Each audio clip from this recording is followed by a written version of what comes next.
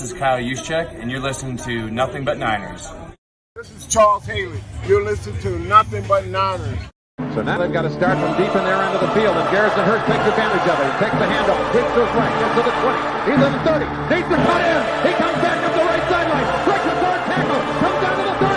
He's down to the 20. He's down to the 10. He's down to the 5. He's in the end zone. Touchdown! Touchdown! 49ers! 96-yard run from scrimmage. Garrison Hurst breaking tackle after tackle, swings down the sideline. Throws off bodies like clothes after a marathon. Young, back to throw. In trouble, he's going to be sacked. No, gets away.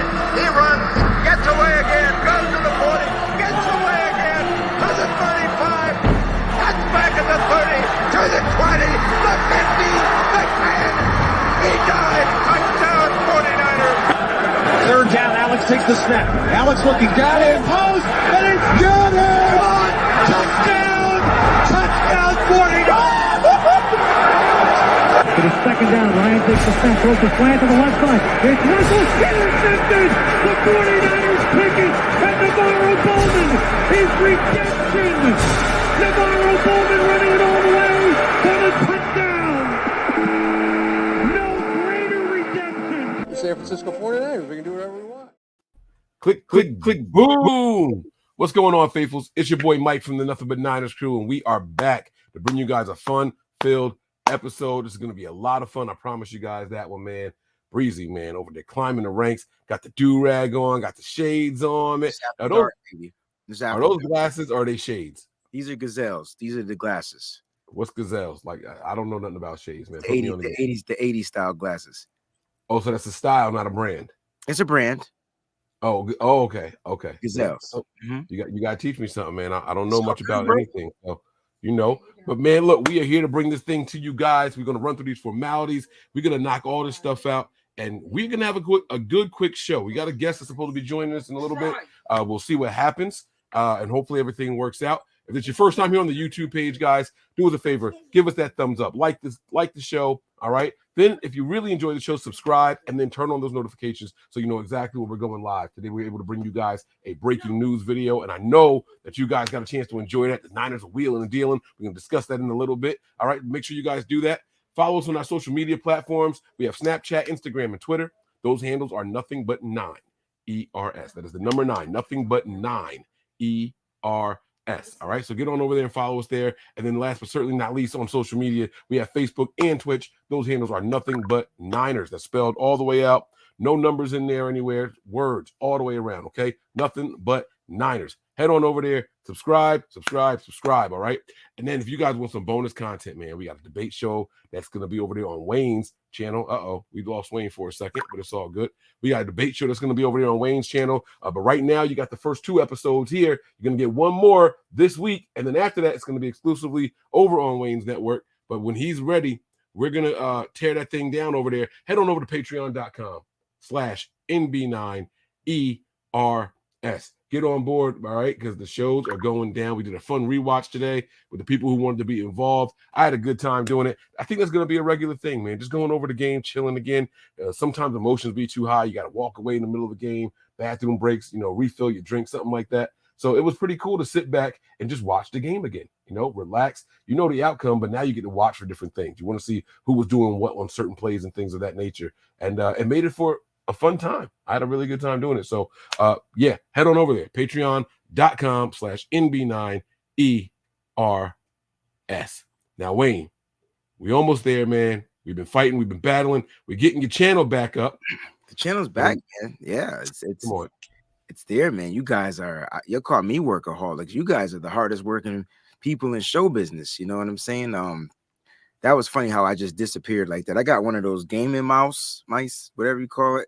And see this button on the side? I made a mistake. Oh, it's the back button. I got one of those too. Actually, I had to stop using it because I kept making that mistake. I'll go to grab the mouse and click the back button.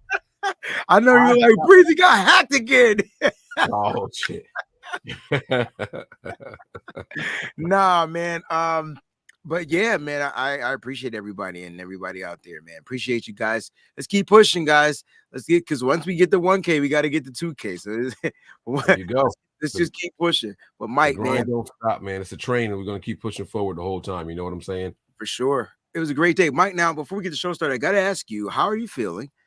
Did you go just in for regular cleaning, or did you have to get some work done? Because they be hurting the hell out of my gums when I go get my stuff cleaned. They be digging, and then I'll be like, first of all, I get nervous with the tools, because the tools, Yeah.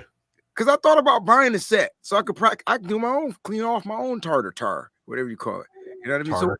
So how was your experience today at the So dentist? the experience was way better than what I thought. So I'm a big baby, right? I walk in and I have this whole speech prepared in my head. All right, doc, numb me up double time with the little gel before you put the needle in my gums. And then when you do the needle in my gums, double that up so I don't feel anything, right? And I'm ready to give this speech. And she was like, all right, let's see how everything is going. I sit down, I open my mouth. She gets the little tool. I'm like, whoa. What's up with the gel? We got to do the numbing stuff. She was like, oh no. She was like, we already did the root canal, so the nerves are dead. You're not going to feel a thing. We're just putting a cap on top. I was like, what does that mean, you putting a cap on top? She was like, we did a custom molding. We sent it out. It came back. We're going to put the cap on top. She got to do it for fitting. And I was like, so this ain't going to hurt at all. Now, you got to look at me like this big, burly dude with dreads sitting in this chair telling me this ain't going to hurt at all. She's like laughing through the mask. She got her mask on, I could tell.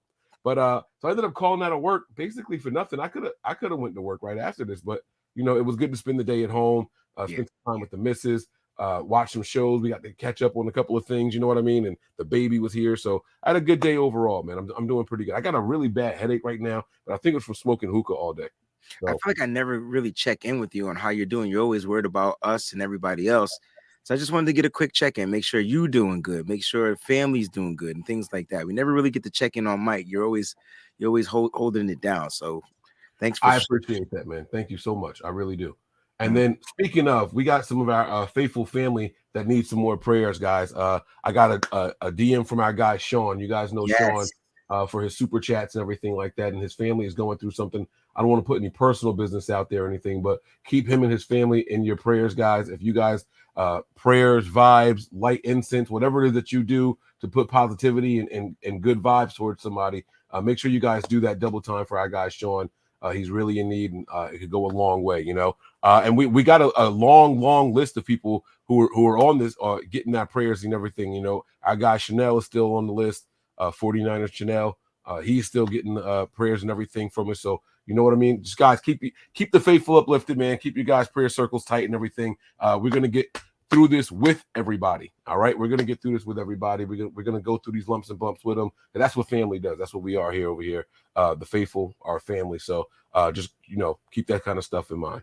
The 49ers talking about going through stuff. They announced today the passing of former 49ers GM John McVay. Yeah. I saw that out there today, a little before my time, but nonetheless, once you're faithful, you're faithful. Once you're family, that's it, right? So prayers and condolences out to his family, friends, loved ones, anybody affected by his loss.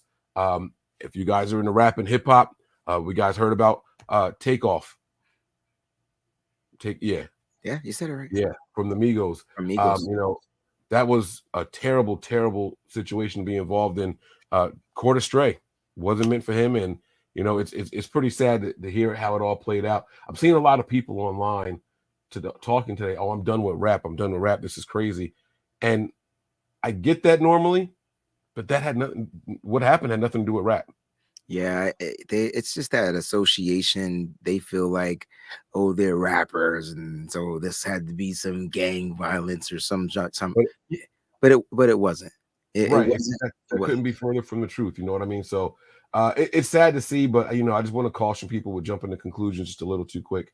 And who am I to tell people to be done with rap? But rap isn't just a genre; it's a culture. You're going to be done with a lot more than what you think you are if you're going to stand on those words. So prayers up to the family, for the victim, and victims, because from my understanding, multiple people were shot. So prayers out to the victims, and hopefully we can get this life thing. It's going to have to continue, but with some heavy hearts. You know what I mean?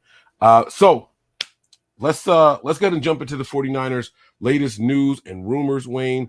We do this at the start of every show. And we did an emergency breaking news video for it earlier, but here we are again, man. We can talk about this, bro. The 49ers making some trades. All right. 49ers traded Jeff Wilson Jr. to the Miami Dolphins for a 5th round pick. All right. Now, the Dolphins were busy wheeling and dealing today. A couple of other teams were wheeling and dealing, Wayne. But what do you think about the 49ers moves that they made today? The one move that they made today. Well, today, they traded their running back, but you knew that was coming when they traded for a running back 2 weeks ago. You knew something was about to go down. I like the move. I think, look, I like the move for both parties, right? Because Jeff Wilson Jr. is one of the guys that I just fell in love with when it comes to what he does for this organization. They ask him to do this, he does this. They ask him to do that, he does that. They ask him to change his number from 30 to 22 to blah, blah, whatever Jeff Wilson Jr. was asked. You want to talk about getting called up from practice squad, going back down, coming back up, going back down, getting released, only making $1 million, 1.5 this year. Like, listen, the dude did his service here. And I'm gonna keep it a buck. When Elijah Mitchell went down, he came in and filled in there. He even filled in there. So Jeff Wilson did his thing, and I wish him nothing but the best. But you knew the 49ers were going to be making some type of move with the running backs. I know a lot of people are like, well, we run our running backs down, they get hurt or whatever. You guys got to factor in the type of caliber of running back you got, what you're going to be getting back after the bye week, and you got a couple of rookies you want to work out. You guys been complaining about not seeing them, so if something goes down, get ready. All right, to see them play. And, like I said, I think it's good for both sides, Mike, because now Jeff Wilson gets to go probably somewhere he wanted to go. He's going to go to an offense that he already knows. All right, he's going to a coach that he already knows. And this is good for him and his family. It's a really great business opportunity for him to go out there and earn a multi-year contract, which is something that I think Jeff Wilson Jr. deserves. Yeah, this guy's been battling for the Niners for a while through multiple injuries. He finally gets his shot when Elijah Mitchell goes down, and the rookies weren't panning out, right? He becomes the number one guy for the 49ers, and he's filled in admirably, by the way. He's not just somebody who's just out there doing anything. He had a solid yards per carry. He was out there, just dependable, steady Eddie, so to speak. You know what I mean? And the more impressive thing with him is his demeanor, how professional he was. Listening to him speak on the sidelines and things like that, just being completely involved and wrapped in with the game experience. You know what I'm saying? I thought that he deserved it too. When you listen to what he was going through and everything, and you got to wonder how he felt when the team acquired Christian McCaffrey, right? Like, I'm out here busting my butt for y'all. I don't think it was any animosity. We saw him celebrating with Christian McCaffrey. You know what I'm saying? Like, I don't think it was any animosity, but I've done X, Y, and Z for this organization so far. I'm coming back from a bad injury. I'm working hard. I'm doing what I'm supposed to be doing. And this is a contract year for me. This might be my last chance to get a decent contract in the NFL, especially with the way they value running backs these days. So let me go somewhere else, with all due respect. Let me go somewhere else. Let me chase this dream in another spot, And I think the team was pretty cool to honor that request of him. Or by him, I should say. And he's going to go out there and he's going to get his due. He's going to get his due. Jeff is a hardworking young man and down to earth person. I really like watching some of the clips we saw with him and his family and things like that. So he's a good guy. He's going to get what's his because he works hard for it. So I really like that about him. All right. Much success to you, FA. Much success, bro. Much success. Yes. Was there any other 49ers news that you feel we need to discuss, or any maybe rumors, any talks that we need to put to bed? Because I got one thing that kind of bothered me today, but it wasn't a big deal. I thought about not mentioning it, but we can if you don't have anything else to discuss. As far as rumors, I mean, you could talk about them still adding pieces in free agency. I mean, they still have about $5 million in cap space. There's a possibility if an injury, returning from an injury doesn't pan out, there's some players out there that they could still get. I was hoping that they would have made another move in the trade game and trying to acquire Deron Payne, but word on the street is they didn't want that. Like the commanders weren't trying to move him. So I don't know what's true, what's not true. But other than that, I don't really. I mean, there's the OBJ rumors. There's some stuff out there, but it's not really picking up any type of esteem, Mike. But what do you have? It's tiring, man. Every single year, no matter if he just got to a team, if he's been at a team, if he's in the middle of a contract negotiation, every single year we hear OBJ to the Niners, it's not gonna you could set a clock to it, bro. You could set a clock to it. It's very tiring. If I'm going to be honest with you guys, it's very tiring. But anyway, what I saw today was this, man. I saw the stat or this graphic, and it had Trey Lance on one side, and it had first round pick by the Dolphins, and it had these 3 players listed up there. Tyreek Hill was one of them. Nick Chubb was another one, and the other one was who was it? Oh, this graphic really bothered me. I'm not sure why it bothered you, but so what happened with this graphic was if things don't work out, the Dolphins win the trade. With Trey Lance, he's got to be really, really good. Oh, Waddle, thank y'all. Waddle was the other person in there. If Trey Lance doesn't pan out, the 49ers really wafted this trade. But the reason why it bothered me so much is because that trade had nothing to do with those players. It's not like the Niners said, "Hey, can we get Hill?" And they said no, and they said, "Oh, well, we'll give you this first round that we were going to give to Miami." And they were like, "Oh, okay, yes. You know what? Never mind. We found a quarterback." These things weren't options. How the Dolphins choose to use that draft equity is up to the Dolphins. Those things have nothing to do with each other. They have nothing to do with each other. Maybe it's just me. Maybe it's me being sensitive, but I hate seeing stupid shit like that when it happens. It's cool to see what traded picks turn into. I get that, but you can't say that one trade is better than the other, or one team wins more than the other because of what a team does with the players. Because if they took 3 guys that were bust, that doesn't mean that the 49ers won that trade. That means that they just did a bad job of selecting players with him. Right? Yeah. The value is the value. The trade was even.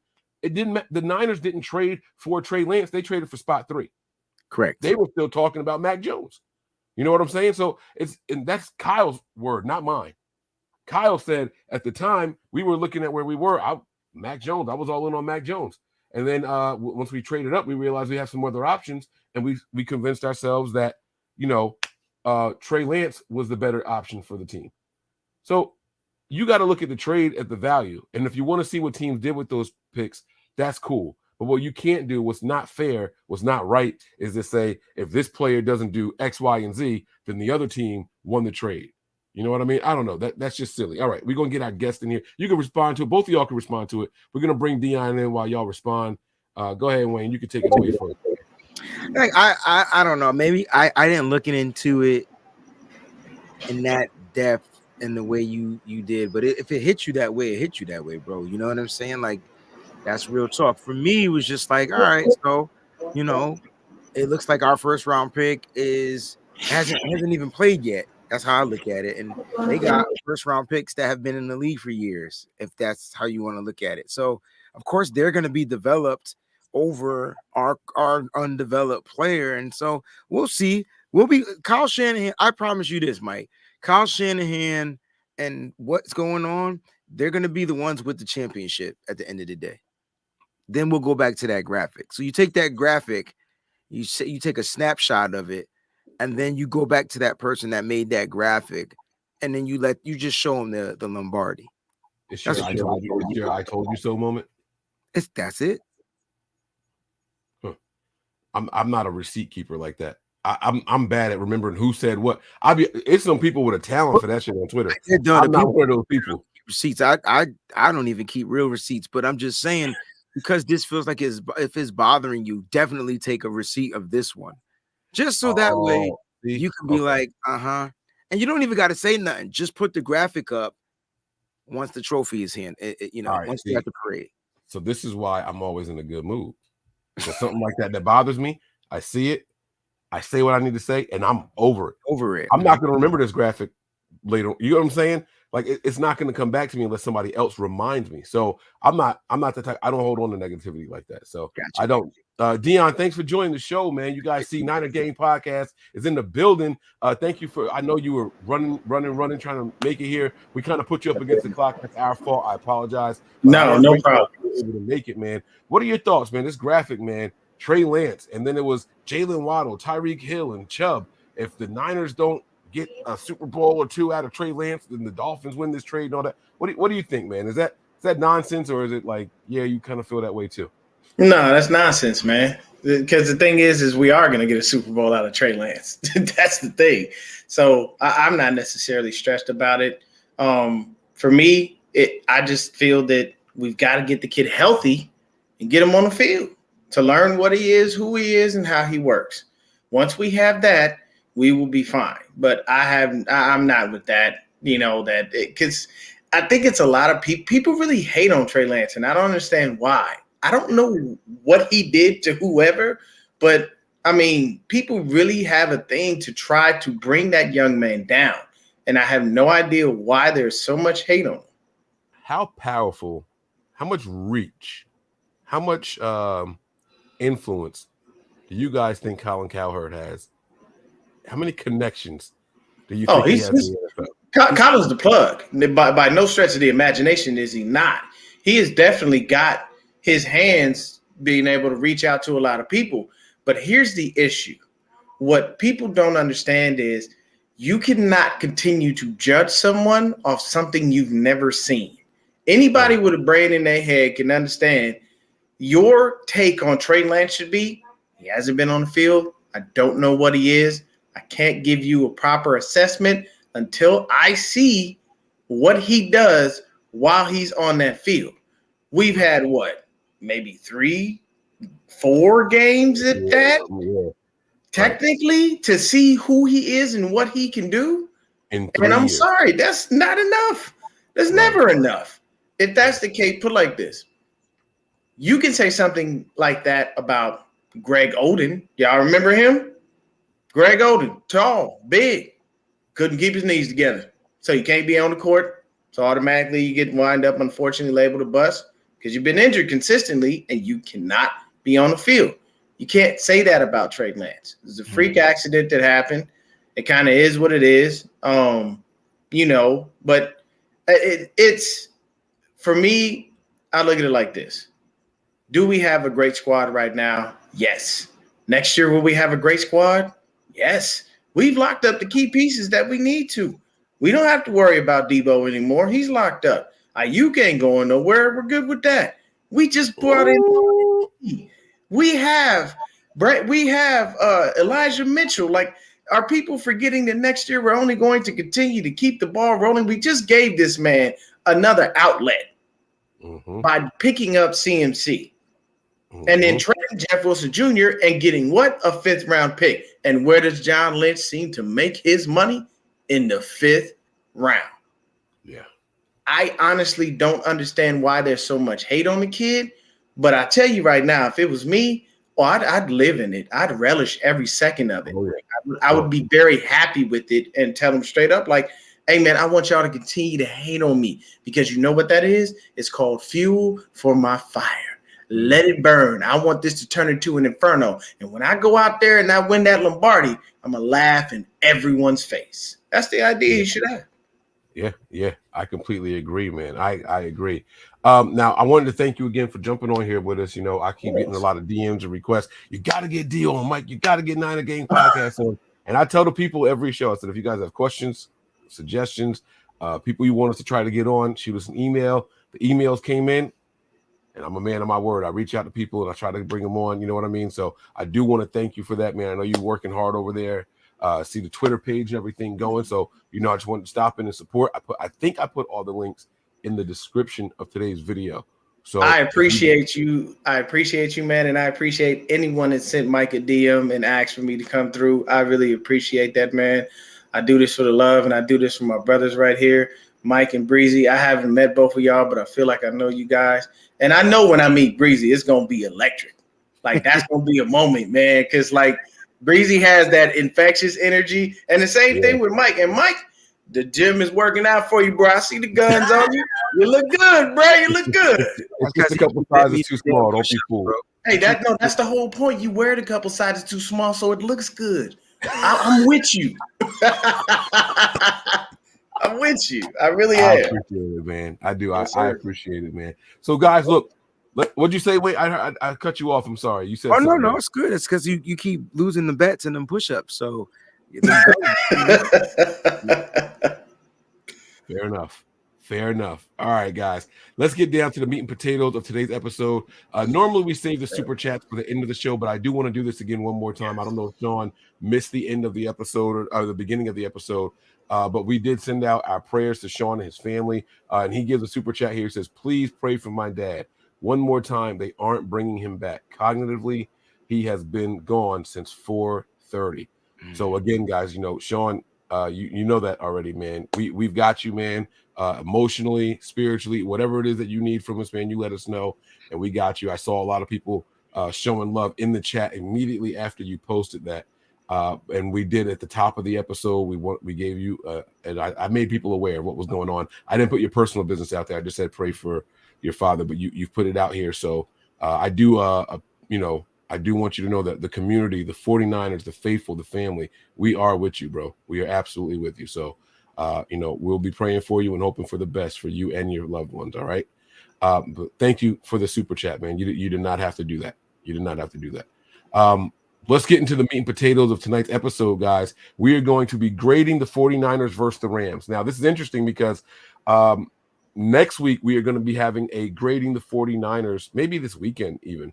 Maybe I'll do it next show, Thursday or Friday. We're going to be grading the 49ers to the midway point of the season, but we're going to start today with grading versus the Rams and the Rams only. We're going to do different aspects of the games. We're going to do letters, all right? We're going to do the pluses and the minuses and the regular letters here, and this is going to get Wayne brushed up for his teaching here. We're going to get him back, you know what I'm saying? Like, he's going to make sure that we on point with this grading system, because I always thought, here, listen to how stupid I am, right? I always thought an 80 was a B minus. Mm-hmm. All right. Now that's right so far, right? Yeah. I thought an 89 was a B plus. Yeah. Couldn't tell you what a B was. Couldn't 85. Tell you what a B. 85. That's 85, it. 85 to 87 is your B. Okay. 80 to 84 is your A minus. B minus. Okay. B minus, and then 88 to 89, that's your B plus. That's your plus. Yep. And then you go to the A's, and you just keep the same thing going. Got you. Okay. See, I'm learning something. Somebody be like, well, what number did you? So I was never sure that. I'm going to put myself down here at the bottom. I'm going to put our guest up at the top because this is going to cut off part of the screen. And so let's start with what side of the ball you guys want to start with, offense or defense? Hey, Mike, make the grading the 49ers versus Rams a ticker. And then... Well, I was going to do the. Oh, okay. Never mind. Like that. You know what I mean? I was going to do it the other way. But, I mean, however you think it looks better. You want to change it up? No, I just didn't know you were going to do that. Oh, come on, man. I be trying to be prepared sometimes. Every once in a while, I'll be all right with something. Be on your scar. You be on your scar. Yeah, man. All right. So, where do you brothers want to start? Let Deon pick. He could pick. Oh, we can start with the offense.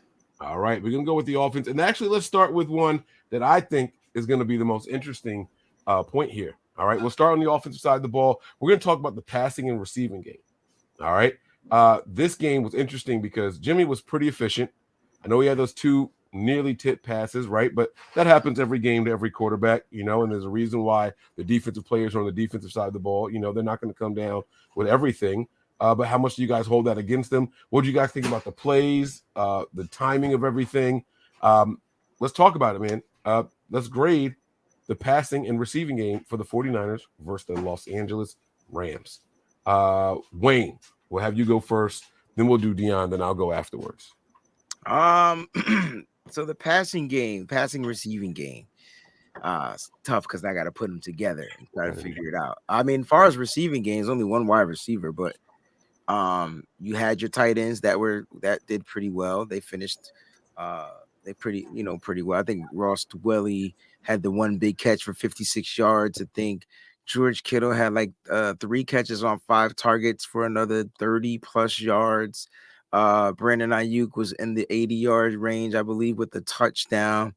And so wide receivers definitely, the receiving game definitely did his thing, especially with some of the throws to the running backs. Jeff Wilson Jr., Christian McCaffrey, they also had good catches. The passing game, though, it had some hiccups, but overall, though, the passing game was good, you know.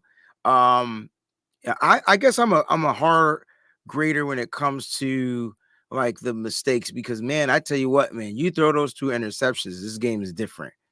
But people don't like to talk about it. They forget about it. And when I'm watching the film, I'm like, damn, we got lucky, you know?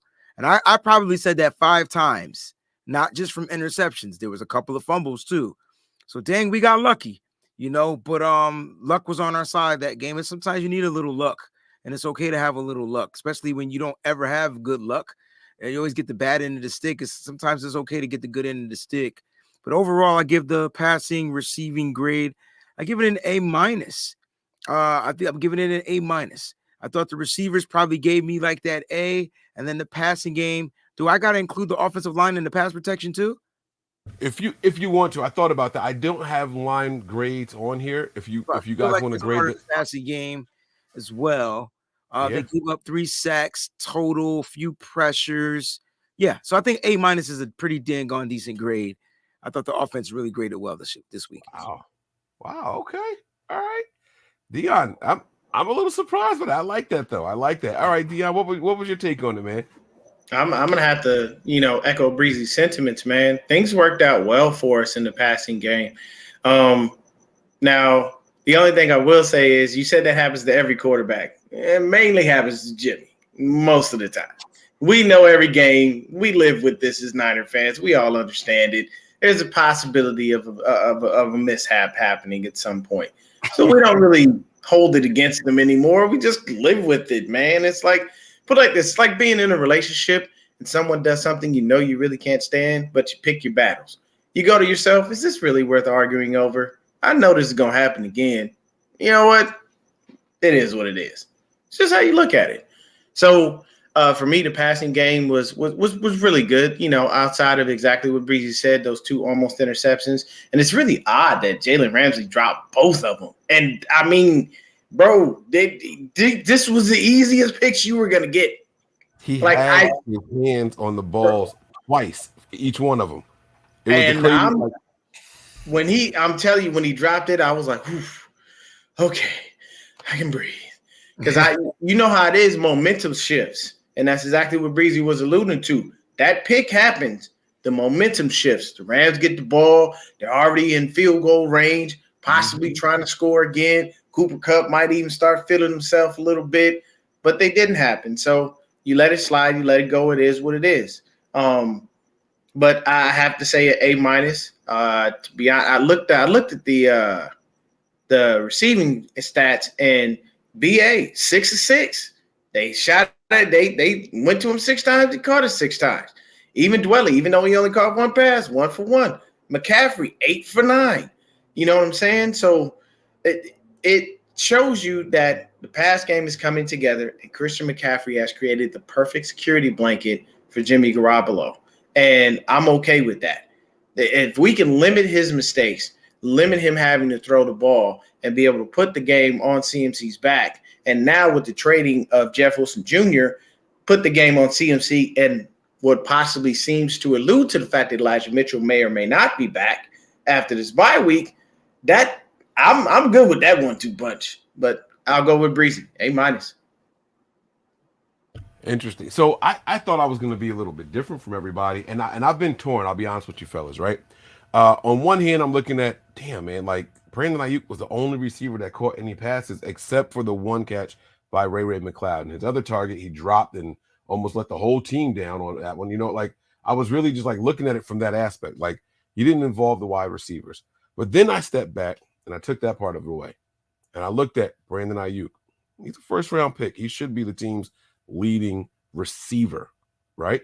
Ross Dwelly, he's been here for a while. You want him to contribute if George Kittle's struggling, and Kittle was out there 3 for 39 with a touchdown. And then it was like, all right, so what else did we do? Where did we put the meat and potatoes of this game? And Kyle wanted mistake-free football in this game. And the safest thing to do with a quarterback that we all know, just like what D was just saying, right? He's going to have some whiffs sometimes. Let's keep everything close to the line of scrimmage. Some throws that any quarterback should be able to make. Let's go ahead and make that happen, right? And that's why they use Christian McCaffrey so much. But here's the dope part about the Christian McCaffrey play, and even in my opinion, the Ross Dwelley play. Jimmy did some things that we don't normally see him do. Go back to a read that he had already moved on from, right? Or scramble around and find somebody in the end zone. That touchdown pass to Christian McCaffrey, they said he wasn't even in on that play. That wasn't supposed to be the type of play that he was making.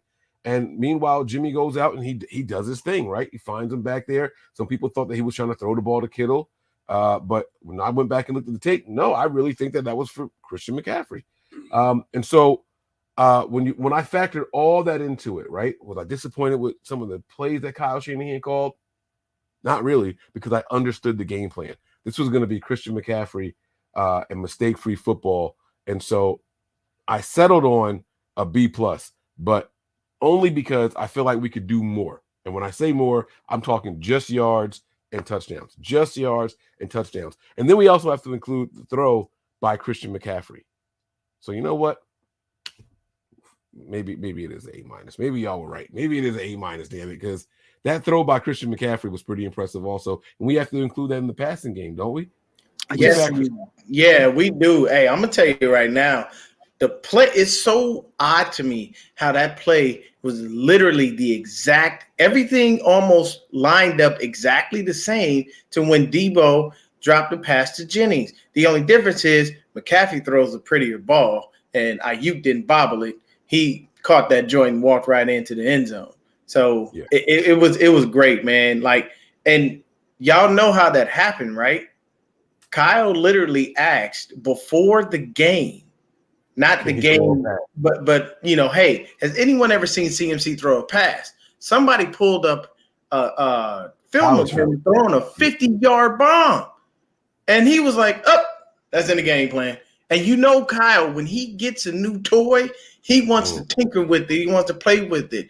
And I liken Kyle to a mad scientist sometimes because he's once in a while he'll outcoach himself. But then there are times where you see him dissect every little piece of anything he finds and then put it all back together and then put it on the field. And you go, yeah, I don't think there's many coaches that could do that. So, right. All right. So, I mean, overall, it was good. You know what I mean? Not some dominant 400-plus yard performance, but highly efficient, 21 to 25. I don't think anybody was disappointed with what we saw from the 49ers passing game. So let's keep it moving here, guys. Let's move on to the run game here. Wayne, talk to me, bro. Run game was a little. It wasn't bad. It wasn't. I mean, what they had 20 carries for. I don't have it right in front of my face. For 23 carries for 111 yards total. Yeah. Christian McCaffrey had 94. Yeah, and a touchdown. Right. So and a TD. Yep. At the end of the day, Christian McCaffrey was damn near 100-yard runner, and that's what I want. I want a 100-yard runner every game, and you supplement it with some of the other backs. And I think that's what we're gonna do going forward. Does it mean it's gonna always be Christian McCaffrey? Nope. That we got Elijah Mitchell coming back, so you're gonna see the run game pick up. I think the run game has been probably one of the weakest links for the 49ers because they couldn't really get it going. They ranked. Now I think they rank like maybe 11th in the run or something like that. But look, the run game was decent. It was well balanced and it was more positive runnings than it was negative runs. And that's what we want from the 49ers. That's what we want. We want to see those positive joints because it helps you get into third and shorts, second and shorts, third and shorts, and things like that. Easier converted first downs. But Christian McCaffrey was on one, man. There was times he just made people miss. It was like, all right, you think you got me? Nope, I'm gonna cut step and you're gonna miss me. And I'm just like, man, this kid is different. He's different type of runner. This kid is gonna be a problem. And so now I think Kyle Shanahan is gonna open up his offense now that he trusts his run game. I think that was the issue. He was not trusting the run game. He also wasn't trusting this Jimmy Garoppolo, but you saw it many times. How many times this season Jimmy Garoppolo had to throw 40-plus attempts a game because he just wasn't trusting his run game. So I think the run game is going to be on point just because of the dynamic CMC is going to bring. This is going to free up Debo too in the backfield, Juice Check, all those guys. Like, it's going to be different once they all coming back after the bye. But based off this game, I gave the run game, even the run blocking. I thought the run blocking was good. I gave the run game. Spencer Burford had I know he was the lowest graded pass offensive lineman, like 25.8. I know it was bad. I get it, PFF. Y'all suck. But he had this one block on like all the Rams where Jeff Wilson Jr. was able to cut, like he cut in and then cut out and was able to get a big gain on that play. That was Burford coming from the right side to the left. That's what I like to see from our guards. That was the same play. Burford and McGlinchey like high-fived or headbutt each other after the play was over. I had to run it back. Like, what are they celebrating? Bro, did you see that coming across? That was that block by Burford, bro. That cross block, man. I gave the run game an A- too. I thought run game was collective. If I'm going to give the passing game an A-, you had a couple of fumbles. I believe it was one. Two. I thought I saw because I called the other one incomplete pass. So yeah, it was one. So a fumble definitely hurt him, but if they didn't get that fumble, it would have been a solid A. That's what you want from your run game, and they kept the chains moving. Yeah, I have to agree with Breezy on that one, man. Once again, he's hanging out in my head. Be careful in there, man. Weird stuff goes on. We had it, bro. So somebody in the chat over here, Clouder, man, he said he thought the guy in the top left was Josh Norman for a second. I appreciate that, man. I'll take his paychecks that he was getting from the NFL, but I was Josh Norman. But the run game was solid, man. CMC came in, showed up, showed out. We used Jeff Wilson Jr. sparingly, obviously, because we wanted to make sure that we traded him and got something for him. Luckily, we were able to find a trade partner for him. And, I got to roll with Breezy on that one, man. It's solid A-. It worked to its perfection. And the beauty of it is CMC hit the trifecta. He had a passing, a receiving, and a rushing touchdown. If he does that every game, I can care less. I'm good. We don't have you. As long as you're scoring, you could have the lowest stats. If you had 150 yards, but you had 4 TDs, that just means you were in scoring position and you didn't have far to go. So while some people will be like, well, those aren't great stats, did you look at what happened? I mean, he ran all over him, and I knew this game was going to be CMC. Like, I knew this game plan was centered around him. So I'm telling you right now, man, it's definitely a beautiful thing. And I see them clowning in the chat, GSU for life. He on your head right now, Breezy. He said, don't y'all don't say nothing about Joshua Norman. Breezy's still heartbroken that he's not on the team. Fumbles, I'll tell you that. He'll get burnt, but we'll have some fumbles. Yeah, hey, look. Better than Ambry Thomas right now, too. But don't do that. Why you gotta tear another man down? I'm not tearing them down. Just saying. I mean, actually, they really the same player. They get called for holding on every play. Oh my God, this is a cold world. This is a cold world. Man. I love Henry, man, but he just don't be having it out there on the football field. I'm gonna eat my cucumbers, bro. All right. So 2 A- here. I'm actually gonna give this an A+. I thought the run game was perfect.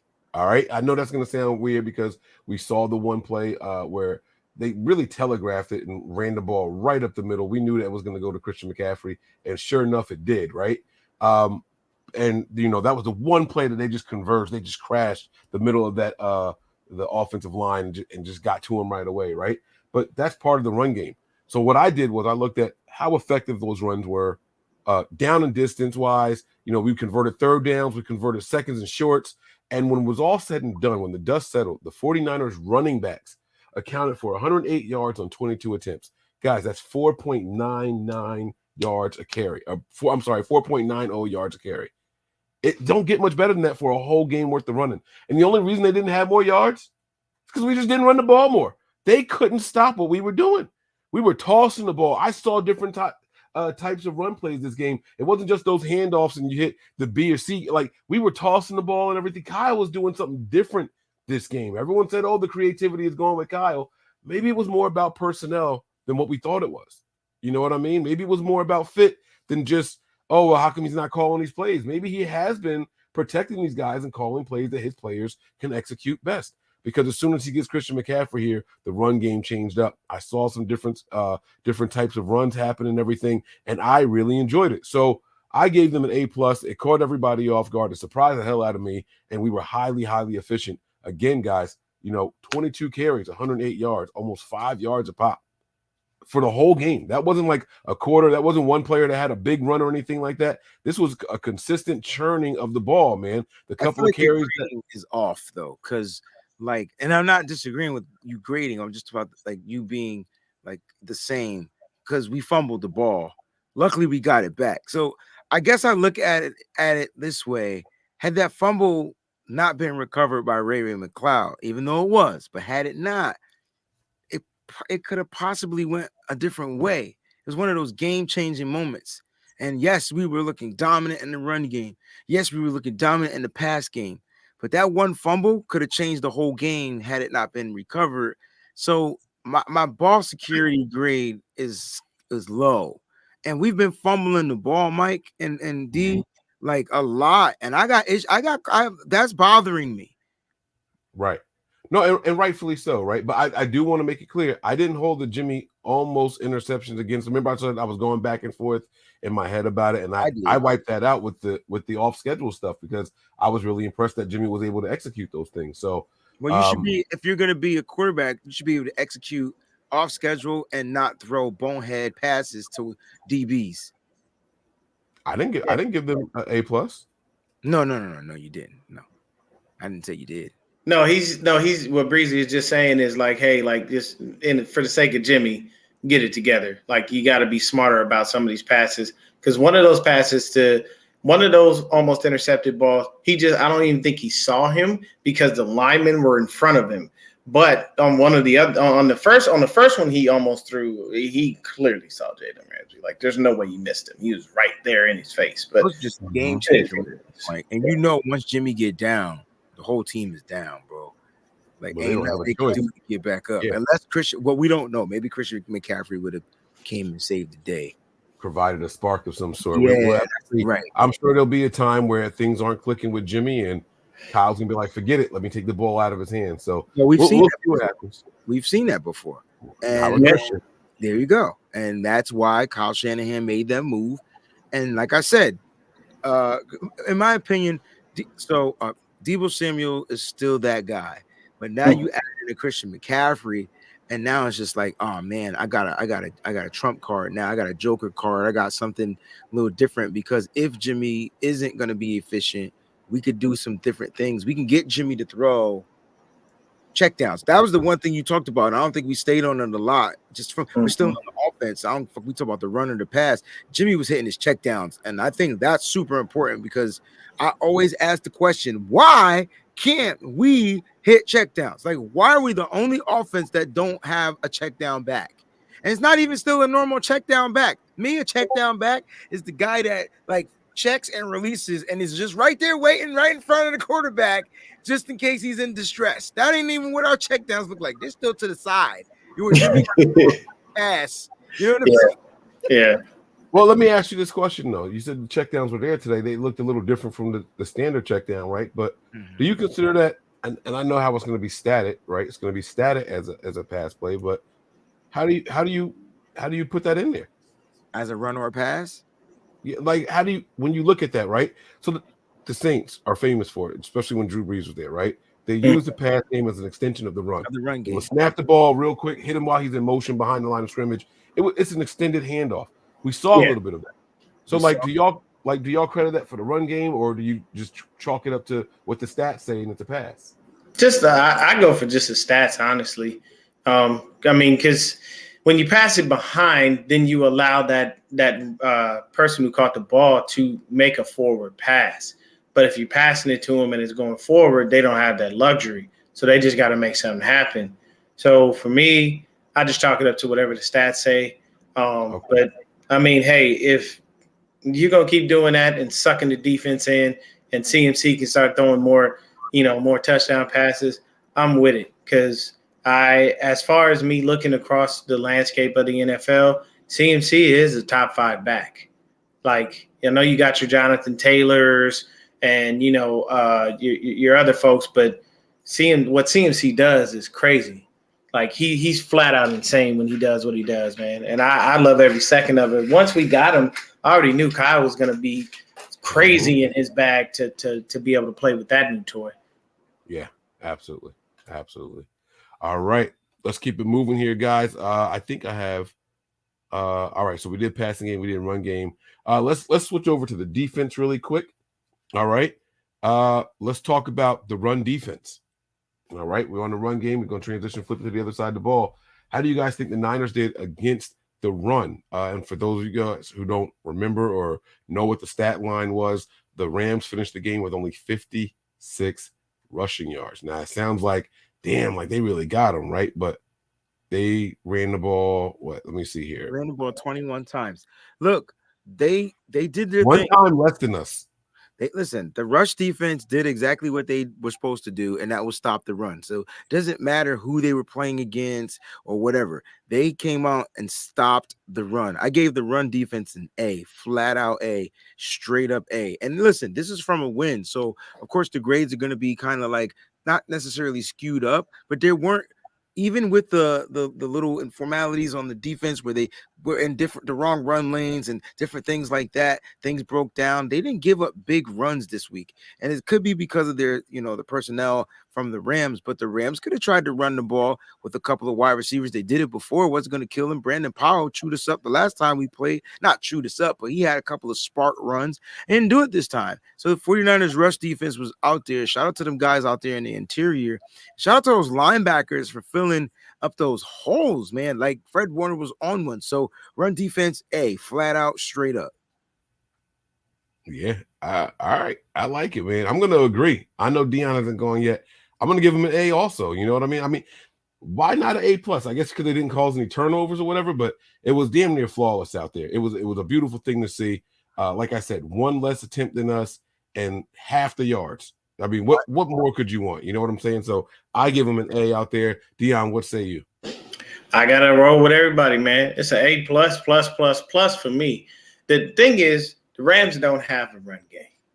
But every now and then, that one team that doesn't have a run game comes in and kind of But I'll tell you this. For me, personally, I loved it. And I'm telling you right now, we don't seem to be missing Eric Armstead and Javon Kinlaw too much. Now, I like the fact that Eric Armstead could come. Game, right? We talk about the last game for the Rams. Okay. Last game for the Rams game. Now, I'm not saying it in total. Nothing couldn't stop a nosebleed in it. No, we did not. This is my thought process. Armstead, I expect back at some point this season. Okay. I'm not that high on Kinlaw coming back. And it's nothing against him. I just honestly think that knee issue may unfortunately keep him out a little bit longer than he would like. But as far as what we got on the squad right now, man, I'm happy with it. Run game, run defense was, monstrous out there. And believe me, they were out there flying around doing everything that they had to do. And I think the defense really appreciated the second half. Because what did we do? They stopped, we scored. They stopped, we scored. Yeah. If I'm on the defense, if me, you, and Breezy are playing defense, and we go out there and do what they did in Atlanta and shut them down from the third quarter, 8 minutes and almost 20 seconds, something like that. The defense shut Atlanta down. If I keep doing that and you keep getting on the field and do nothing, I'm pissed. Yeah. I'm tired of going out there cracking people, doing everything that I need to do, and you're not holding up your end of the bargain. It is a team game, but at the end of the day, if I'm doing my job, I'm going to expect you to help me out. My job as a defense is not to score. If I score, it's a luxury. But your job as an offense is to score, to even get in the field goal range for that matter. And if you're not giving me that, yeah, I'm definitely I'm going to be a little tight about that. And to your point, I don't think it's a coincidence that the defense's worst drives were on the heels of the 49ers' worst drives. You know what I'm saying? Like, it was, it could be just a big coincidence, but, you know, I don't think that it's just something that you should just breeze over. You know, it seems like the team found their stride and their confidence all at the same time. You know, when they went down, they held them to a 3-and-out on the opening drive. 49ers get a couple of first downs and they stall out, and then the Rams come back, they score. 49ers look terrible on the second, or was it the second drive or the third one? But then they end up they scored after our offense didn't look good again. So it was like, all right, like I see what's happening here. And then all of a sudden they just flipped the switch. Halftime, the team looked different. That first drive coming out of halftime didn't look good. But then right after that, it was like, hey, what did we just talk about? And then they got everything together. So the run defense absolutely gets an A from all of us. I think that it was a beautiful thing. Now this one's going to be interesting. The next one here is the pass defense. This is going to be interesting because this was the Cooper Kupp show. Pretty much. But it's always going to be the Cooper Kupp show. It's the Los Angeles Rams. So I would tell you this: they gave up 79 yards to Cooper Kupp and a touchdown, and the touchdown came on a play where Oren Burks they found the mismatch. Oren Burks didn't play his zone properly, and it just, you know, and you're gonna get that. It's not like Oren Burks is our starting linebacker and he knows exactly where to be. And even if he didn't know where to be, he just was a few steps behind. That's Sean McVay scheming Cooper Kupp, finding the mismatch. That point goes to Sean McVay, but Cooper Kupp, in my opinion, 79 yards. That's a good game. It's a great game. And they gave up the one touchdown to Kupp. So look, they only gave up 150 yards. How many yards they give up, Mike? They gave up 100. They gave up 167 yards passing. That's it. Yep. That's it. Yep. Without Mosley. Yep. That's it. 167. Look, technically it says 187 in total, but I'm safely assuming they took away the sack yards. So it was 187 in total. Kupp was the leader with 79. The next closest person had 54, and that was Allen Robinson. Mr. I'm going to go ahead and taunt you in your face like a dummy and get a 15-yard penalty for it. That was some Jawan Jennings stuff right there. I felt like that definitely was 100% facts. That was also ticky-tack by the refs. He did the first down thing. It was like, yeah, I'm here. Like, but no. I'm going to disagree with that one. That right there was perfect call by the refs. You know why? Number one, we barely get calls as it is. So any call we get, I'm going to take. That can't be a reason. No. My number two is the reason, the real reason. But he looked dead at him in his eyes and then did that and stared at him for a second. That is automatically taunting. Yeah, so he didn't, for me, it's not like he just made the gesture. He actually. If I'm looking away from you and I'm, like that, then you can't tell me I taunted you because I wasn't even paying attention to the fact that you existed. I just broke you off for a first down. But I'm looking dead at you, right in your eyes, and I do that. Yeah, I would expect a flag thrown. You know what I mean? Tyreek Hill points to people and waves bye-bye as he's running into the end zone. It's Tyreek Hill. The player don't matter? Yeah, it does. Oh, it's not supposed to. I'll give you a perfect example of how the player matters. Cam Newton was playing Tom Brady, and he was on the Patriots. I know exactly where this is going. Exactly. So it does matter because the ref told him you don't get those calls yet. But what I was going to say was it's not supposed to matter. No, it's not supposed to. That's the fouled up part. But no, I do get what you guys are saying about that. Yeah. I completely get what you guys are saying. So. What did we give the grades for the pass? We didn't give grades for the pass defense. I'm going to go with a solid. I'm going to go with an A- on this one. I'm going to go with an A- on this one. I got a lot of positive grades. This was a good game for the Niners, huh? Okay, it's a good game for the Niners. I mean, there were some flaws, but this was overall a good game. Yeah.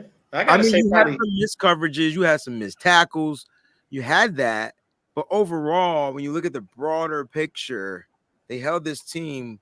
This offense with Cooper Kupp, they held them to 167 yards. And even though the pressures weren't there in the beginning, they figured out how to get the pressures there in the second half by like taking away first and second down and forcing them to be in third and longs. And so the defense kind of adjusted and figured it out. Shout out to D'Amico for that. So that's why I'm going with an A-. All right, Deon, what say you? Me, I gotta go probably about an A. I'll give him an A. Nothing bad. My thing is, I don't care if you give up 600 yards passing in a game, as long as you don't give up no touchdowns. I'm one of those people. Like, I don't mind you giving up yards, but you giving up touchdowns is what bothers me.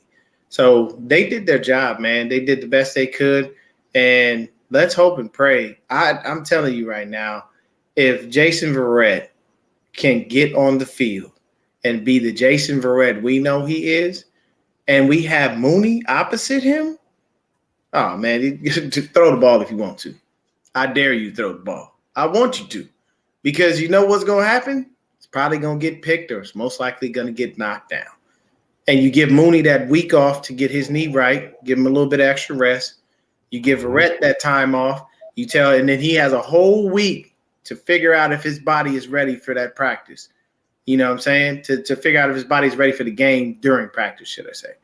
I just think that the pass defense did a really good job, and I really don't have any negative things to say. That's what's up. I guess I'm going to give him the worst grade. I'm going to give him a B. I didn't like those penalties down in the red zone and the goal to go, and we kept giving them penalty after penalty after penalty. And I know it only equated to what, like 8 yards or something worth of penalties, but we just kept giving them first downs over. Like, I hadn't seen that many penalties in the goal line stance since the preseason when, what was it, Jim Tom Sula's year and Mike Purcell in the defensive line fighting over and over. It was I haven't seen that since then. It was insane. Like, yo, just stop. Like, we ended up gifting them those 7 points. You know what I mean? Like, they wouldn't have had that many. They would have had to settle for 3 twice on that same little, stint. But that's a hard knock. You know what I'm saying? That's a really hard knock. But I'm gonna give them a B just to be a little bit different from y'all. I can't give everybody A's now. I gotta make them earn it a little bit. You know what I'm saying? We've got a couple more to go over here. But overall, so far so good. I'm not gonna complain about anything. I think the team had a phenomenal game. So here we are. We got 2 phases left. One of them is going to be special teams. Now, this one I can't wait to hear from y'all on, because somebody better have something negative to say about something that I saw. I'm not going to say it first, but I know y'all had to see it out there. It was something that was driving me crazy in this game, and I want to know if it bothered y'all too. Overall, no. In the moment, yeah. If you're talking about returning the kickoffs out of the end zone, I'm sure that's what you're talking about. I could be wrong, but the dude finished. Ray McLeod did his thing in this game on special teams. Like, I think most yards return he's had ever. And this particular game, Mike, special teams moved up like at least 5 ticks in the rankings. So I hate to say it, but I gave him a mother freaking A. Like, I thought special teams was good. Like, ain't nothing was wrong with the special teams. They didn't turn the ball over. Robbie Gould was kicking field goal. What, he had 1, I believe? Or anyway, yeah, he had 1. Yeah, but the fact is, we were on. Mitch was getting the punts down there. He's not the best punter in the league as far as like averaging in the punt. And I know people like, yo, we want you to average 54. That ain't him, right? This team is this team is Robbie Gould gets the ball in the air. It has the amount of hang time for this team to come down there and force a turnover, right? This is a game where Samuel Womack had one of the best tackles in his life. Crack. I gave him an A, bro. I didn't mean to take all the points, but that's good. They got an A. I can't wait to hear what Mike's grade is, because I know Mike. I'm sending my kids to your school because you are a gracious grader. I'm sending them right to your school, bro. Okay. Because damn, my kids. Point out the flaws, then, Mike, because that's what let's see what Deon might have him. Let's see what he got over there. He might be with you. He might have another A on deck. I'm not even gonna lie to you, man. The only difference between me and Breezy is he gave him an A. I just gave him a B+. Like, I don't see any issues. Mitch Wisnowski 3 times punting the ball inside the 20. And the commentators talked about it. He's got a knuckleball that he kicks off his foot that always winds up pinning them inside the 20. Yeah, I'm all right with that. He was averaging 41 yards a punt. Yeah. Bro. But that's bad, you know? That, like, according to statistics, that's bad. You know what? I'm all right with it. Wait, hold on. Let me explain why that's bad. Yeah, teams with really bad offenses are kicking from by the opponent their end zone. So they have, like, for example, remember in the first week of the year, that kid Ariza, right? He boots an 80-yard punt. Well, if you punting from the 50, there's no such thing as an 80-yard punt. There's no such thing as such. So because we were successfully moving the ball and getting some yards, that's less of a punt average that he can have. So it's all within context. So yeah, league-wide, that's going to be a bad grade, but Mitch was doing his thing. He was doing his thing. Ray McCloud looked really good, had a couple of good returns. And the beauty of it was he didn't fumble. Like, he did not fumble this game. And I'm proud of him for that much, because that's been his Achilles heel, so to speak. But yeah, man, especially that hit by Womack was a thing of beauty. It just brought me back to seeing a Patrick Willis type hit almost, where, you didn't seen Pat. Pat light you up. I remember Pat literally catching the dude in the air with one arm and slamming him down to the ground. Like, I know you didn't just try to hurdle me. I know you didn't think you was gonna do that. The greatest hit from Patrick Willis was on that kid Brad from the Jets. Oh, Lord. That was a crime. Yeah. That was like literally a crime. Like, someone should have called it. All of the prayers in the world needed to be sent to that young man at the moment that he saw Patrick Willis flash in front of his eyes. I'm 100% sure life flashed as well, because that was a tremendous hit. I mean, well, yeah, think about it. When we had Whitner and Goldson, we called the middle of the field the kill zone. Like, I remember Deshaun, he laid somebody out just like, like, is that person alive? I don't kill him. I don't even want a concussion for them, but I just want to make sure they're okay, because they're not getting up or moving. And that's pretty much the rules. That's what it was. The rules is different now. Yeah, you do that now, that's a 15-yard flag. And, even Ray, when he caught that pass, what happens? Hit on the defense's receiver. Free 15 for that.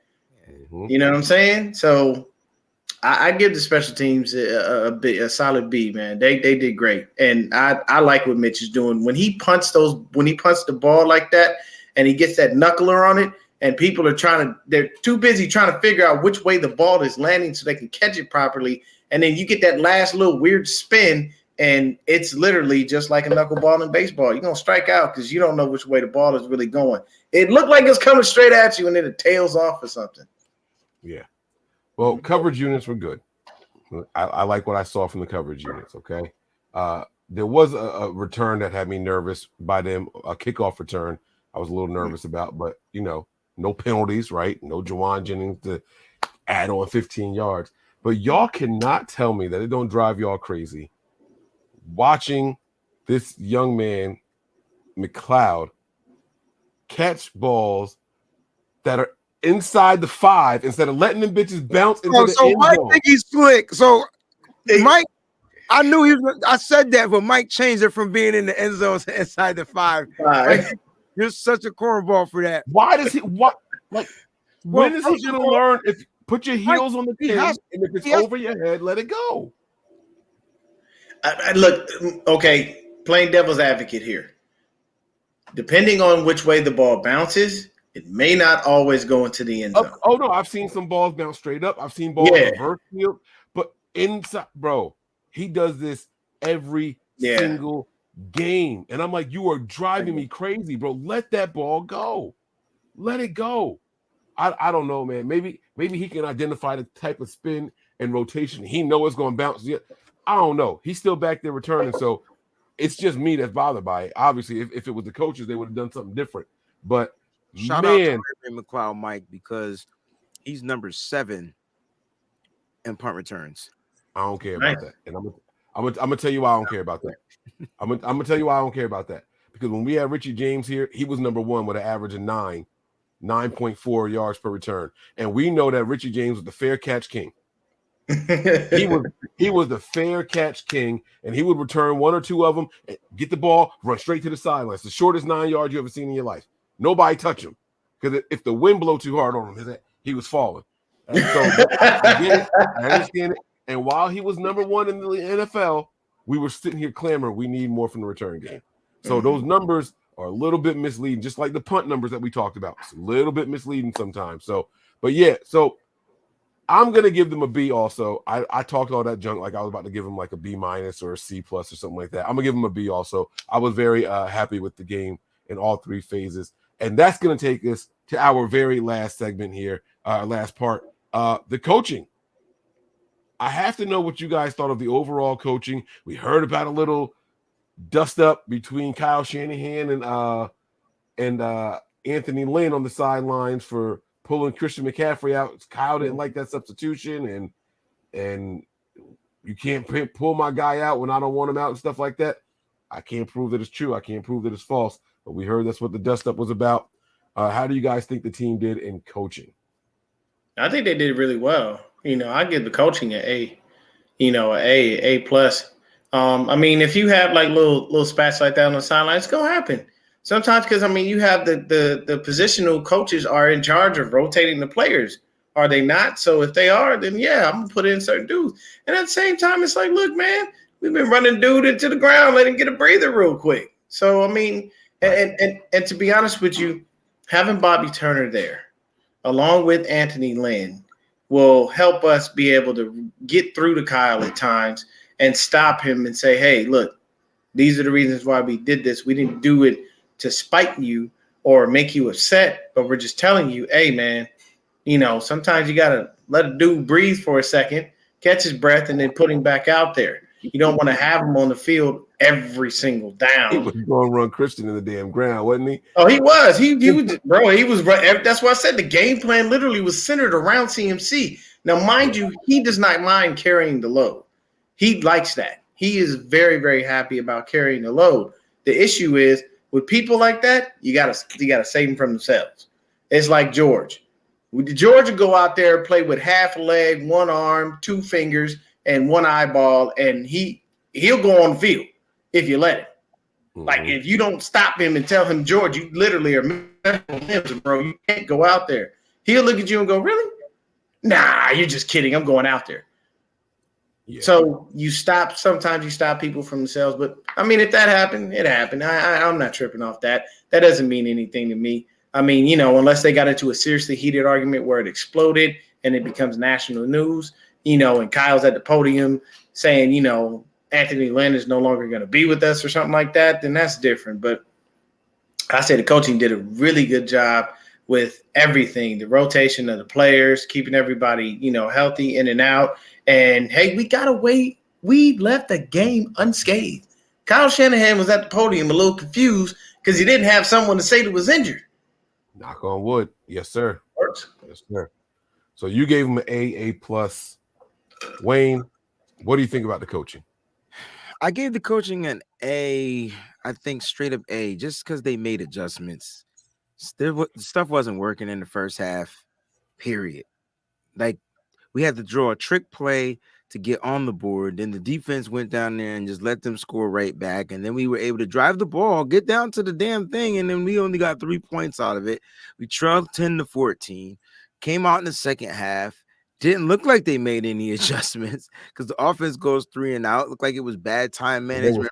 There was a timeout for the timeout. Avoid the false start, and then they almost did it again. And that was the one where he didn't lift the foot, and yes. Oh man, it was terrible. They had a penalty. You had everything on that play, on that drive. Then they punted the ball. Then the defense came out, and that's where the adjustments happened, right? Because the defense was getting gashed in the screen game. And the defense said, like, look, we're going to have to freaking take control of this, them on that first down. They do a screen, and we've seen it before. Remember that play? Was it week? What was the week Hufanga got the pick 6? I think it was week 2. That was against. No, it was against the Rams. When did we play the Rams first? Was it the Rams? It was the Rams because he timed that. He timed that interception. He bobbled it.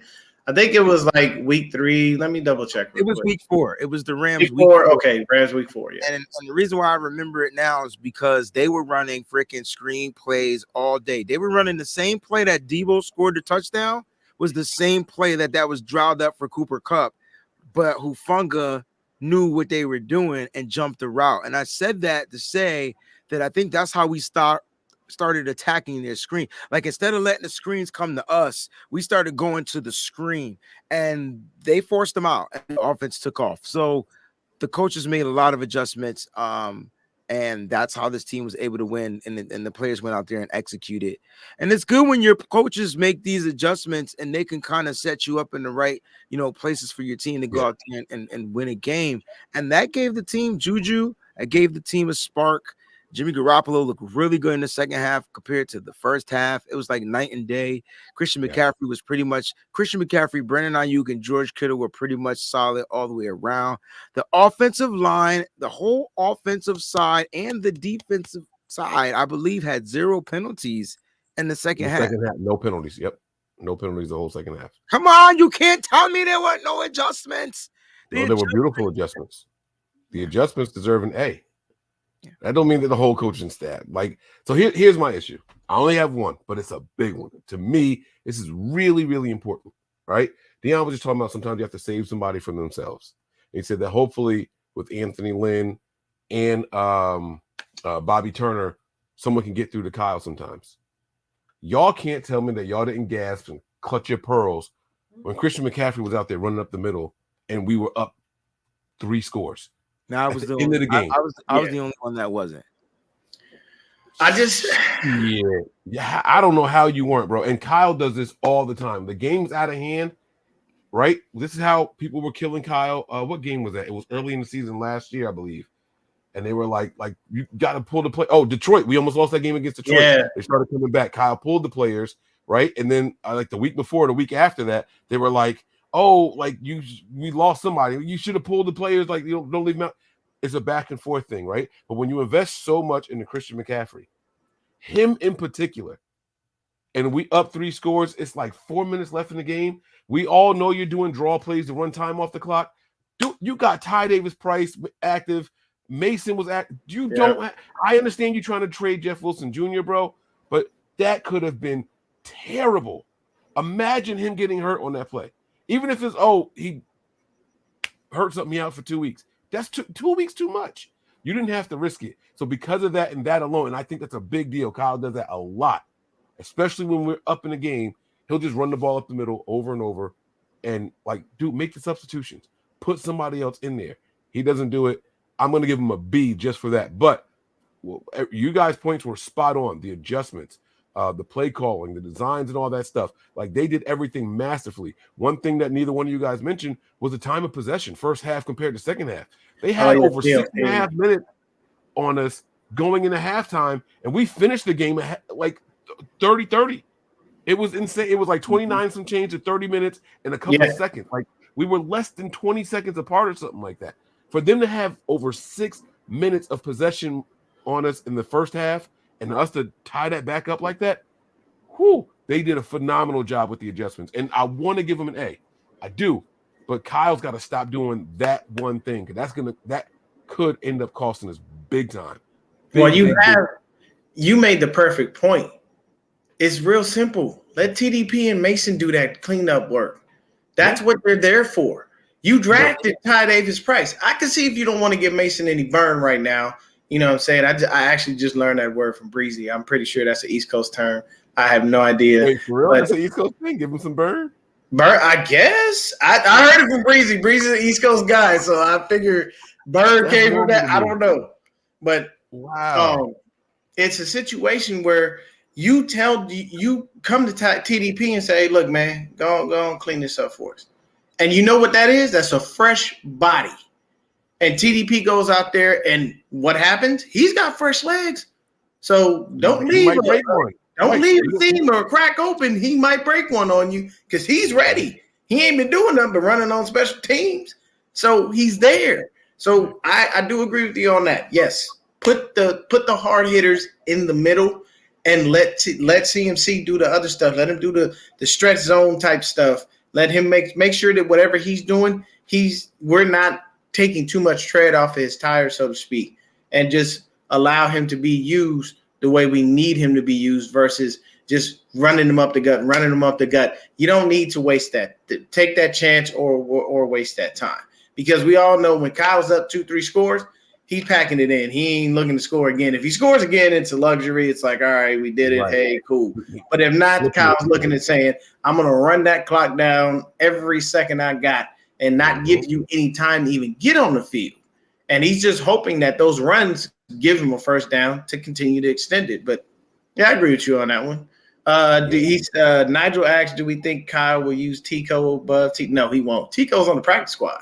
If he was going to use Tico, they would have never cut him and put him on the practice squad. Get called up, so there's a possibility. And Kyle don't trust rookies, so you guys act like y'all don't know this shit.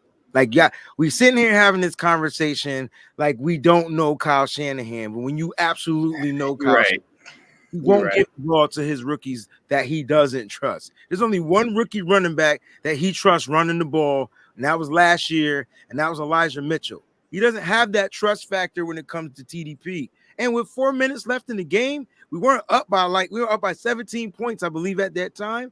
4 minutes is a long time. You give that ball to somebody, they fumble that ball, it's a touchdown. I get it. You don't want to get this guy hurt. I think my thing is, why run him inside? Just run him outside. Like, get him in space. Like, and you still can run out the clock. Christian McCaffrey's smart enough not to go out of bounds, but you put the ball in the hands of the guy you trust the most to seal the deal, right? And that's what they did. You're not going to bring in Brock Purdy with 4 minutes left because you're up by 17. God forbid he does something. The next thing you know, it turns around the game. They're at home. They get momentum. They come back and win. Guys, I understand. But we're talking about a running back. I understand that. But what I'm trying to say is it easily could have turned around. I know Christian McCaffrey fumbled, but Kyle Shanahan trusts him. So it comes down to trust over logic. Breezy makes the perfect point because Kyle is definitely I'm saying Kyle. I agree with him only on the fact that Kyle is one of those people. If he don't trust you, he ain't giving you no type of run, no touches, no nada. I completely understand him on that. I don't agree with that, Mike. I don't agree with Kyle being that way, but I can't make him be something that he's not. No, I agree with what you're saying. Like, take him out. Put the other guys in, let them run. But I think it comes down to more trust, Mike, than it does logic for him. It's weird. Yeah, he is weird about trust. He's always been that way, man. He never, he doesn't want to. Okay, think about it like this. You had Jordan Mason and Ty Davis-Price readily available for Carolina, if I'm not mistaken. But what happened? He called Tevin Coleman off the damn couch to come in and play. Why? Because he wasn't about to give neither one of them dudes the ball. He was like, nope, I'm not doing it. So I get where Breezy is coming from, and I understand what you're saying because we definitely are spot on with that. But yeah, Kyle is one of those dudes. Even when Wayne disagreed with me, he agreed with me. He was like, give the ball to the person you trust, but don't run them up the middle. What I said was, if you're gonna run them up the middle, put somebody else in. So we're saying the same thing. But first of all, he's gonna run up the middle, and he's not gonna put anybody else in. So that don't make it right. I didn't say it was what he's doing. But I'm telling you what he's gonna do. I didn't say you were wrong. I said that you're wrong and not knowing who Kyle Shanahan is, because he's gonna do. Yeah, I'm about to say I know he's gonna do that, and but that's terrible. And that's what drives us nuts about our coach.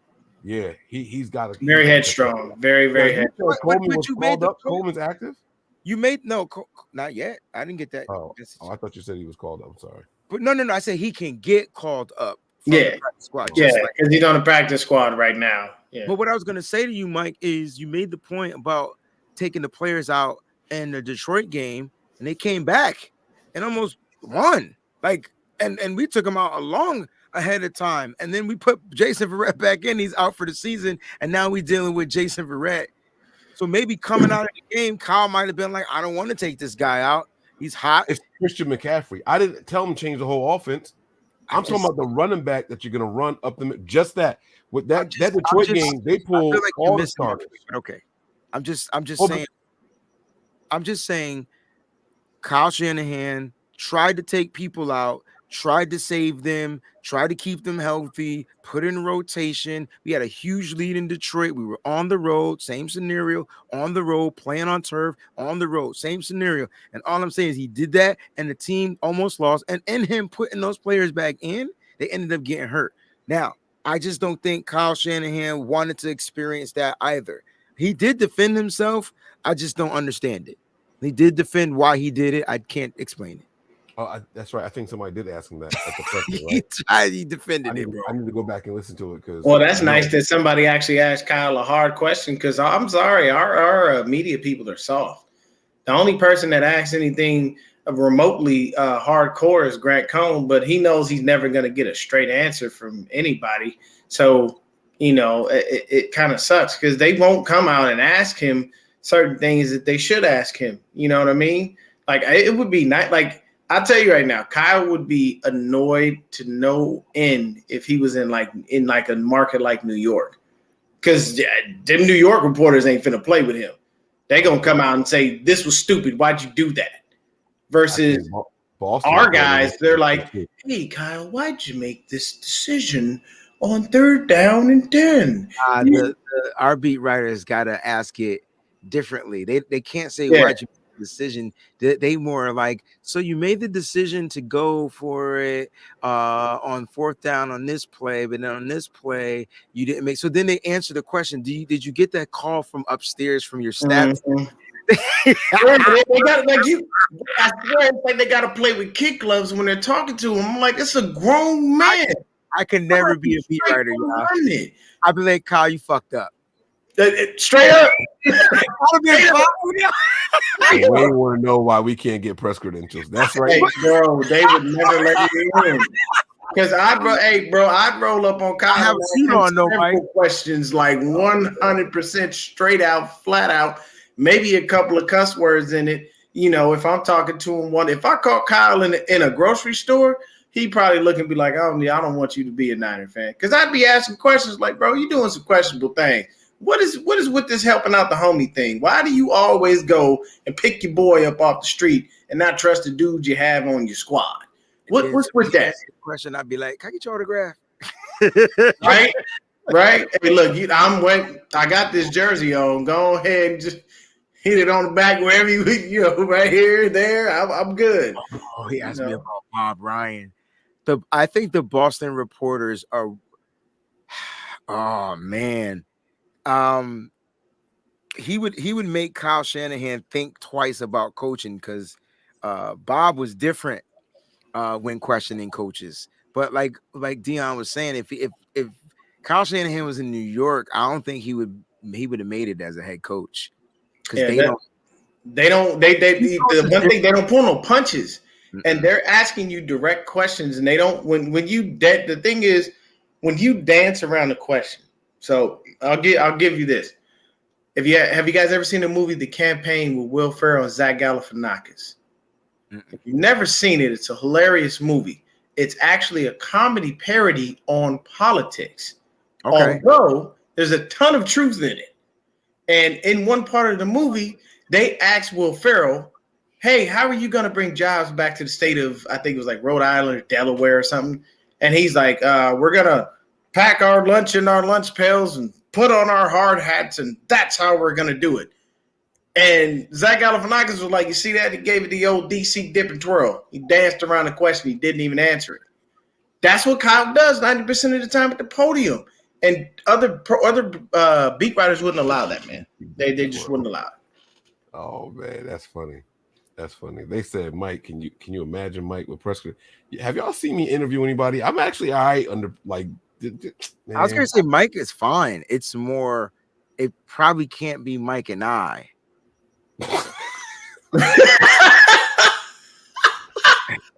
Yeah. Hey, I'm gonna tell you right now, bro. Y'all two will get to arguing, and the person in the interview will be like, "I gotta record this." The person I gotta record this. I'm gonna take my phone out.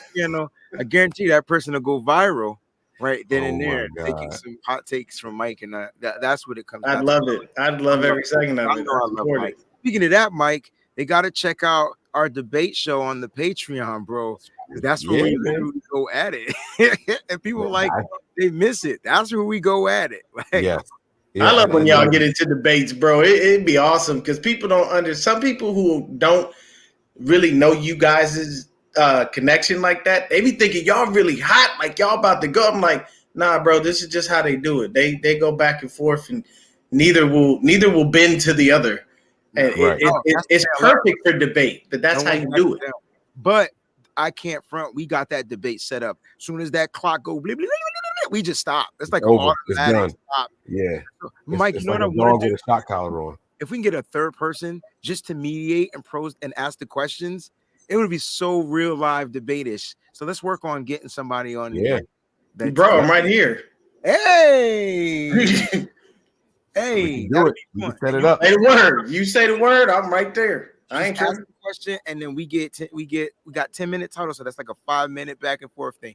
But guys, I'm looking good as Molly Karam, but you know, I can do what I can.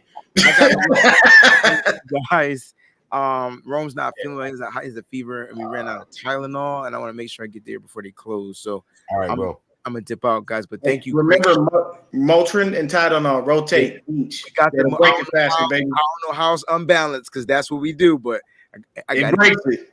Clear Tylenol, yo. Love you guys, bro. All right, man. Be safe, man. Love you, bro. We appreciate you, man. Hopefully, Rome is feeling better. Yeah. We're gonna do the super chat segment here, and we'll wrap this. Oh, sorry, we're gonna do the super chat segment here really quick. I think there's only 2 more super chats left that we didn't get to. We'll do this, and then we're gonna get up out of here. We want to thank you all for checking us out tonight. Thanks for rocking with us, man. Grading the 49ers overall, man. Sounds like the team got an A. I will say that the team got an A. I think the lowest grade of the night was a B. It's hard not to have an overall A when that's what's happening. So Corey Davis says here, with the trade of Jeff Wilson, can we trust Mitchell to stay healthy? Thank you for the super chat, but the truth of the matter is the trade has nothing to do with him staying healthy, bro. That's the hope.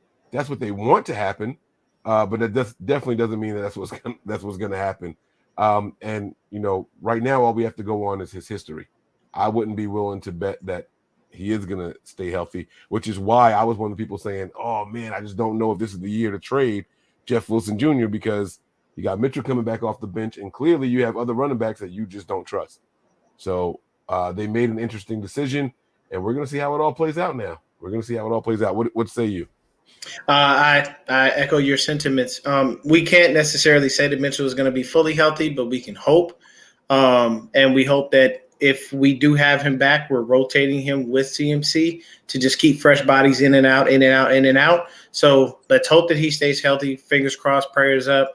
But we don't know exactly, what will or won't happen. But unfortunately, history tells us most likely he'll be out. But he's already been out for the first half of the year. So hopefully the rest of the year we can pray that he's good, because I would love to see a 1-2 punch with CMC and Elijah Mitchell. Oh Lord, pray. I'll tell you, pray for any defense going for us, and I'm praying that you fall asleep because they're gonna get you. They're gonna get you real good. That's gonna be the one right there. I'm looking forward to it. I can't wait to see what this team looks like after the bye week, man. Just the weapons that we're getting back, man. Look at Elijah Mitchell, Deebo Samuel. Like this is. I think we're in for a treat. I really, really do. Yes. And this last one here is from Sean. Oh man, Sean, thanks again for the super chats, man. He says, thank you all for your prayers. My father died today, the day after my oldest daughter's birthday. I appreciate all of you. Been taking care of him for 2 years. Be blessed. Thanks again. Sean, our sincerest and deepest condolences go out to you and your family, man. And you already know my DMs are open. We talk there often. If there's anything that you need, if there's anything that we can do for you or your family, just let me know. All you got to do is say the word. You know that we got a open policy here between ourselves. So you let me know if there's something that you need, man. And you guys will definitely be in our prayers, your family, praying for strength for you guys. So. Yeah, same here, Sean. I've seen you on this show a million times, bro. You're always very gracious with your donations outside of being a God-fearing man yourself. I'm praying for you and your family. I lost my dad too, bro. So even if you want to hit me up and talk, man, I'm always here to listen. Even if it's just a situation where you just are saying, hey, man, I just want to vent. Let it go, bro. Let it go. Because believe me, I went to a real dark space when my father passed, man, and it took me a while to come out of it. But you seem to be in a little bit of a better spot, and I'm happy that you are. I'm praying for you, bro. My heart goes out to you and your family. Nothing but love. You need me. You know how to find me, man. Yeah, absolutely. Absolutely. All right, guys, I believe that is it for the really quick, RIP Takeoff from the Migos, man. Yeah. We did that at the top of the show. We sent out a couple of them, man. We did Takeoff, John McVeigh. So we did our rounds. We do that at the top of the show. So and again, prayers to all those families and friends, people affected by the loss of those people. So hopefully these families and friends and all, they can bounce back and continue to honor those people. You know what I'm saying? Yeah, honor them continually. Yeah, they live on forever in your hearts and in your minds. The memories of them will always be with you. Believe me, man. I have moments where I have little epiphanies. Little moments where I think about the stuff that I used to do with my pops, man, and how we hung out and everything. So they never leave you, man. It's just physically they're not here, and we all know that our selfishness, as human beings, is what wants us to keep that physical body here, but that spirit never dies. Right. Absolutely. All right. Well said, Deon. At the end of every show, I offer the guests the floor for their final thoughts. I want you to do some promotion, let people know where they can follow you and all that good stuff, and any other message that you have to say to the faithful, something that you want people to remember you for or whatever. The floor is yours. The opportunity is now. Hey, you see my name right there, Niner Game Podcast. You can follow me on YouTube with that. On Twitter, I'm at SwiftD. That's SWIFTDEE. And on Instagram, I am 49er_Deon. I actually took that from Mike. That's why I made my name that. I saw his. I was like, all right, cool. And my final thoughts are continue to be faithful. Continue to know that this season is only going to get better. We got guys coming off of the injured list that's going to help us and be able to make this team a lot better. And with the way that things are going right now, with the momentum we have going into the bye week, we should be able to go ahead and continue to keep the ball rolling. We got the Chargers up next. They are riddled by injuries, and I mean riddled by injuries. And it's unfortunate that happens to them. But, hey, we deal with it every single year, so at least we got another team that kind of understands our pain to an extent.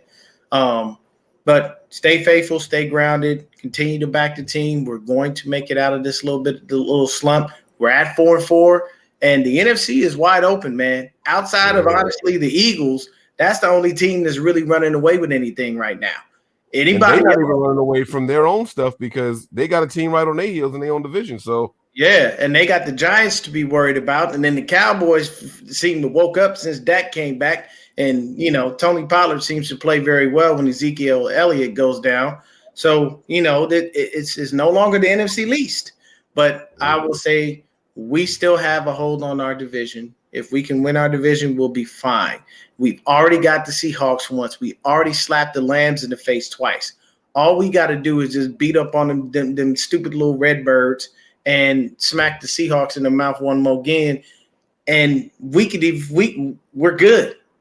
If we win our division and then win a few more games on top of that, we're fine. We can slide right into the playoffs. I know we are not going to have that number one seed, so we won't have the rest. But I'm telling you, stay faithful, continue to believe, because when them playoffs come, that's when you really going to see the magic happen. We will be there. Yeah. Absolutely. I completely agree with you, man. I think we're going to be there. Guys, we want to thank you all for tuning in and rocking with us tonight. You guys have been a phenomenal audience. We appreciate you guys. None of this is possible without you all. Hug your loved ones. Stay positive. Stay faithful. And you guys know how we wrap things up here. Prepare for glory. Anticipate pain. But always remain faithful. We'll see you guys next show. Peace. Peace.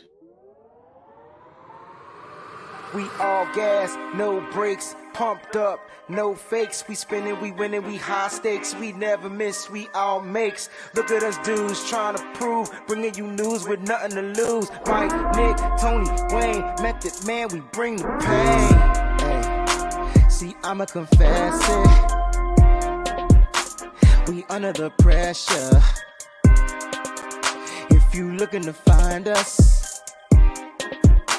them nothing but Niners. We nothing but Niners. We nothing but Niners. We nothing but Niners. We nothing